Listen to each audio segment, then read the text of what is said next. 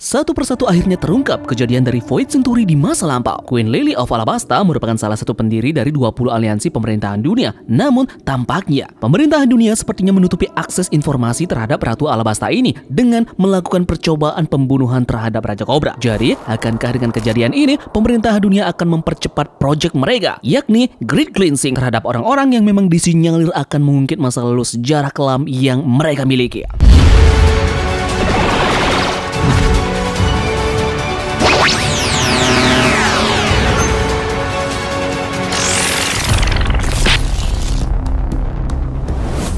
Yo Tamagon, selamat datang di channel Tamagon Park. Kali ini kita akan mereview mengenai chapter terbaru yang baru saja rilis, yakni chapter 1084. Di sini kita akan membahas detail mengenai percakapan lengkap yang ada pada chapter ini beserta dengan beberapa gambar yang Tamagon akan visualkan dalam bentuk cerita. Tidak lupa Tamagon sapa dulu seperti biasa. Bagaimana kabar kalian di minggu ini? Ingat untuk selalu bersyukur ya nakama. Dengan bersyukur itu akan mendorong kalian untuk selalu menikmati rezeki yang didapat bagaimanapun bentuknya. Jadi sebelum kita memulainya lebih jauh, jangan lupa periksa kemudi kapal ya, beserta dengan persediaan makanan lebih karena kita akan bersama-sama mendengarkan cerita lanjutan Raja Cobra yang bertemu dengan Gorosei dengan banyak sekali informasi penting dalam percakapan tersebut. Yups, jika sudah, terima kasih banyak dan bersiaplah nakama. Tarik jangkar dan mari kita berlayar.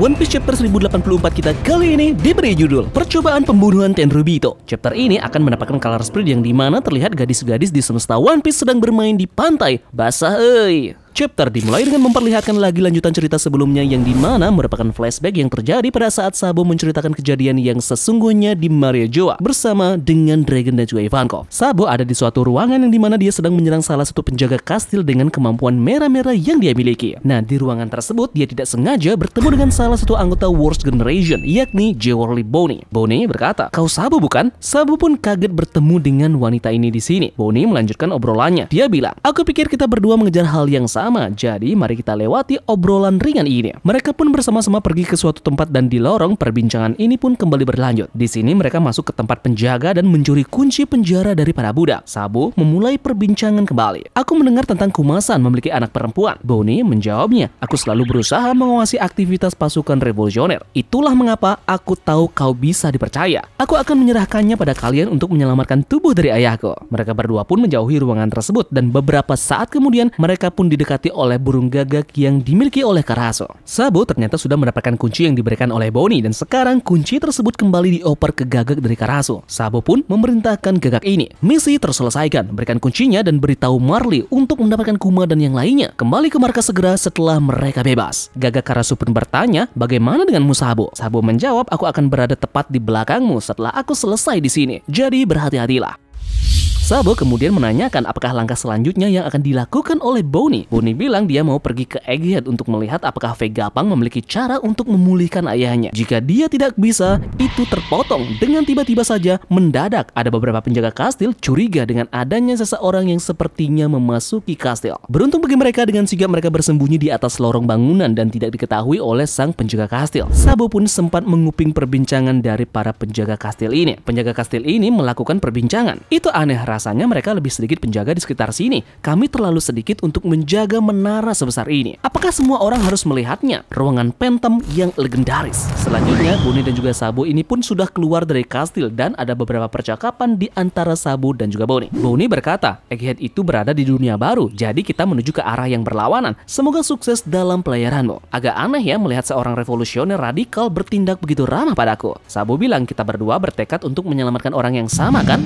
Yep, panel pun terpotong dan sekarang kita menuju ke pusat kastil di mana di sana ada ruangan dari para Gorosei yang bertemu dengan Raja Cobra. Mereka sedang membicarakan beberapa informasi penting dan Tamagon akan merinci percakapan dari mereka di suatu ruangan ini. Dimulai dari para Gorosei yang membuka perbincangan ini. "Raja Cobra dari Alabasta, apa yang ingin kau tanyakan?" Cobra mulai menjawabnya. "Jadi dari mana aku harus mulai? 800 tahun yang lalu pemerintahan dunia didirikan oleh 20 raja. Mereka dianggap sebagai pencipta dunia dan mereka pindah ke Maria Joa bersama keluarga mereka dan lantas mereka kemudian dikenal sebagai kaum naga langit. Mereka sudah menguasai dunia selama 800 tahun terakhir. Nah, dalam aliansi mereka, 20 raja tetap setara. Ini dimaksudkan untuk memastikan bahwa tidak ada satupun diktator yang dapat lahir. Mereka sengaja menciptakan tahta kosong dan mengelilinginya dengan 20 senjata dari 20 raja dengan sumpah bahwa tidak ada yang akan mendudukinya. Di sisi lain, di 20 negara yang kehilangan keluarga kerajaannya, penguasa baru dipilih dan terus memerintah sampai sekarang. Oleh karena itulah, nama-nama keluarga kerajaan yang menjadi 20 pertama tidak muncul lagi di kampung halaman mereka. Namun, Alabasta berbeda. Ratu yang berkuasa saat itu adalah Ratu Nefertari Lili, tetap mempertahankan namanya di antara 20 kerajaan. Dia menolak tawaran untuk menjadi salah satu naga langit. Dengan kembali ke Alabasta, nama keluarganya pun kembali tinggal di kampung halamannya. Oleh karena itu, hanya ada 19 senjata yang mengelilingi singgasana. Aku telah melihat tulisan-tulisan kuno yang tersisa di negara ini, tapi satu-satunya sejarah yang bisa kita ketahui hanya apa yang tertulis di dalam dokumen setelah abad kekosongan. Nama Ratu Lili tidak ditemukan dimanapun.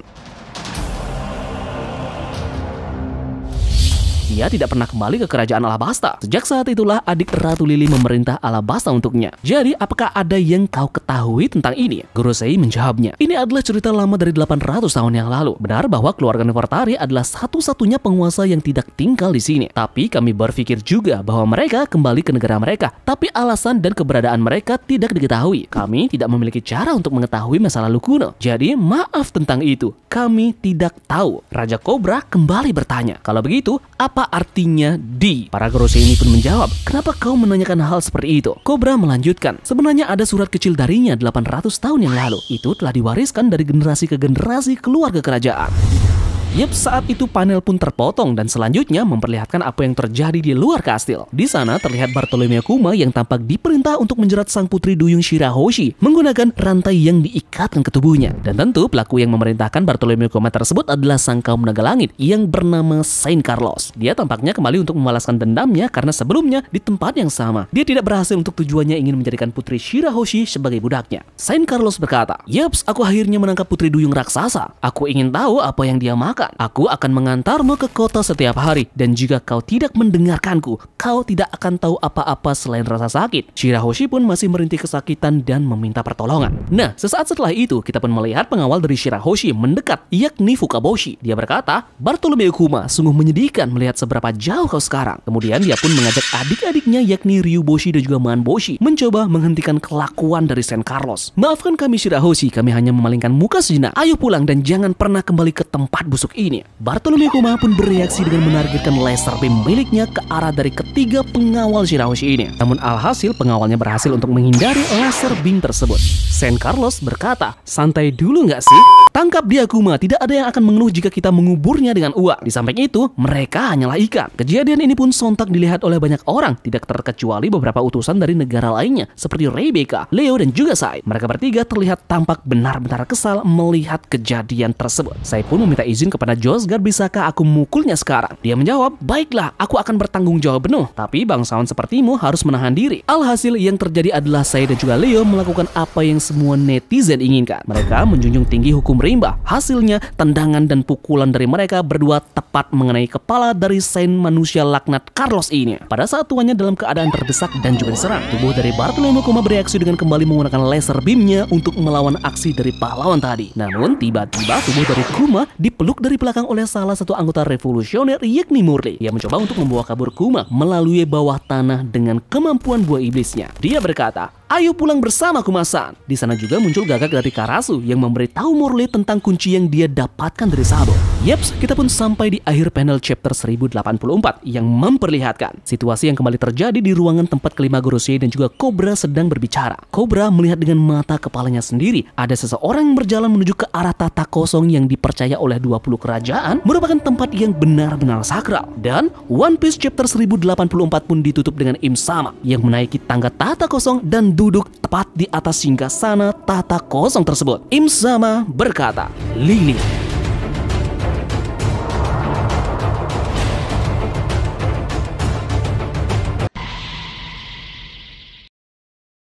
Yaps, jadi sekian saja ya pembahasan mengenai review chapter 1084 ini. Untuk bahan diskusi kita di kolom komentar hari ini adalah, adakah hubungan spesial antara Im sama dengan Ratu Lily di masa abad kekosongan dulu? Nah, tulis pendapat kalian di kolom komentar ya. Dan terima kasih dari kalian yang sudah mau ikut berlayar bersama-sama hari ini. Untuk menutup review ini, ada kata-kata motivasi sedikit dari Sabu sang revolusioner. Kita tidak akan pernah tahu kalau tidak mencobanya. Jadi, biarkan ekspektasi kalian muncul dalam tahap yang paling tertinggi. Sekian Rutamagon, dan turunkan jangkar. Mari kita berlabuh.